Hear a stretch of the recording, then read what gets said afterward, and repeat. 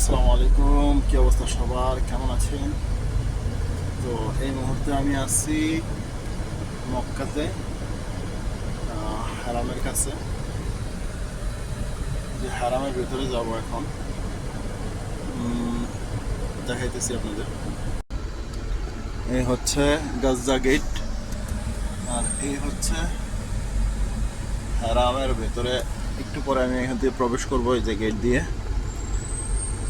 হারামের কিছু এসির ডাক্টিংয়ের মাল নিয়ে আসছি। এখন বসে আছি, এখানে গেট পাস বানাইতে হবে। এই যে এই গেটটাতে, এখানে গেট পাস বানাইবো, তারপরে ভিতরে যাইতে দিব, তার আগে যাইতে দিব না। তো অপেক্ষা করতেছি, আমাদের যে ইঞ্জিনিয়ার আছে ও গেছে ভিতরে অফিসে, ওইখানে অফিস আছে। তো গেট পাস বানাইতে গেছে, ইনশাআল্লাহ গেট পাস আসলে তারপর যাব। আর এই যে এই জায়গাগুলোতে এই যে দেখতেছেন হাজিরা, এখানে তারা জোহরের সময় যে অনেক হাজিরা বসে আছে এখনও, জোহরের সময় এখানে নামাজ পড়ে। এখানে অনেক হাজিরা আছে, কবুতরকে খাবার দেয়, ঘোরাঘুরি করে এখানে। এই যে এইগুলা সবগুলা হোটেল, এইগুলা সব হাজিদের জন্য হোটেল। এখানে সবাই হাজিরা এসে থাকে। আমার আম্মু যখন উমরাতে আসছিল, তখন ওই যে ওই পেছনের যে হোটেলটা ওইখানে ছিল। ওই এই বড় হোটেলটার একটা পেছনে একটা হোটেল আছে, ওইটা হচ্ছে একটু ছোট, ওই হোটেলটাতে ছিল আমার আম্মু। তো এই হচ্ছে, আর এই যে এটাকে বলে গাজ্জা গেট। গাজ্জা গেটের মধ্যে আছে এই যে গাজ্জা বাস স্টপ সামনে, এই যে ওই পাশে পাহাড়ের নিচে গাজ্জা বাস স্টপ আছে।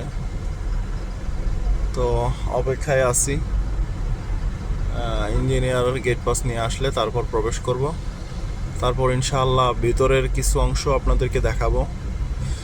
হারামের ভিতরে কি কাজ চলতেছে, এগুলা ইনশাআল্লাহ দেখানোর চেষ্টা করব।